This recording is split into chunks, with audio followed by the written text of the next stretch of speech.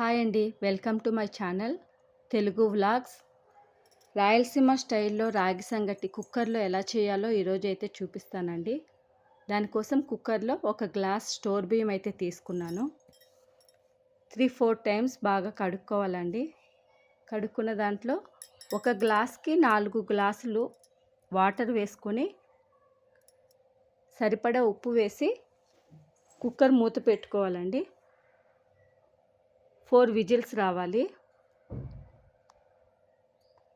రాగి సంగటికి కాంబినేషన్ కోడికూర ఎలా చేయాలో ఇప్పుడు చూసేద్దాం.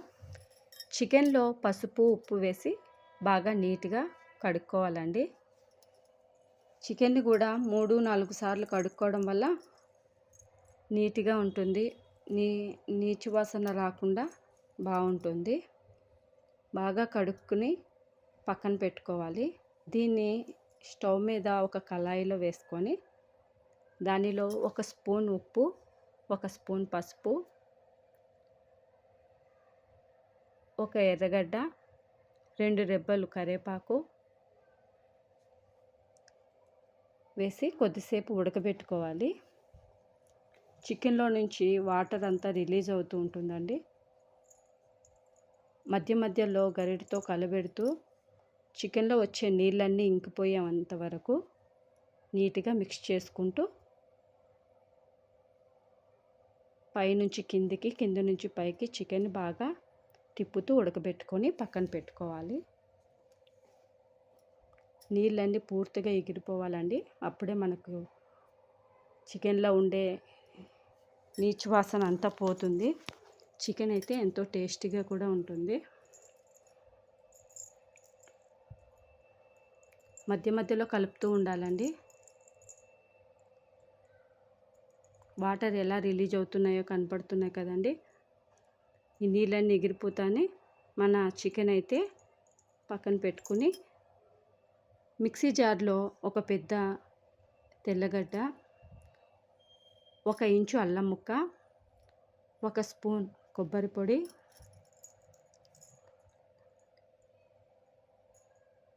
3 లవంగాలు, 1 చెక్క, 1 చిన్న కట్ట కొత్తిమీర,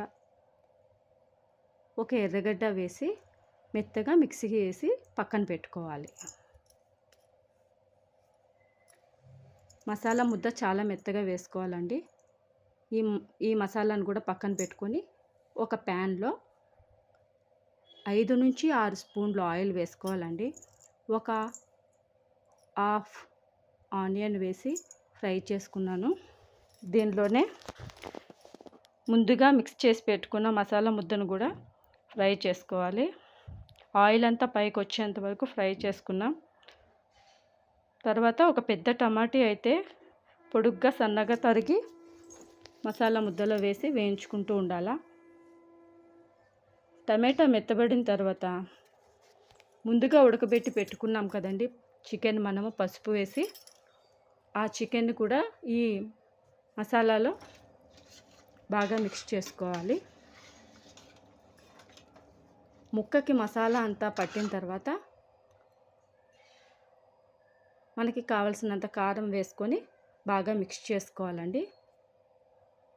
చికెన్కి మసాలా కారం పూర్తిగా బాగా పట్టిన తర్వాత దీనిపైన ఒక మూత పెట్టుకొని ఒక 2-3 నిమిషాలు సిమ్లో అలాగే మగ్గించుకోవాలి. బాగా ముక్కకి మసాలా అంతా బాగా పట్టింది. దీనిలో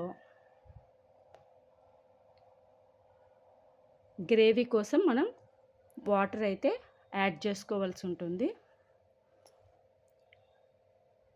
ముక్క అంతా బాగా మెత్తబడేంత వరకు వాటర్ అయితే ఎక్కువే వేసుకోవాలండి. రాగి సంగటిలోకి పులుసు ఎక్కువ ఉండాలి కాబట్టి చూసి వేసుకోండి.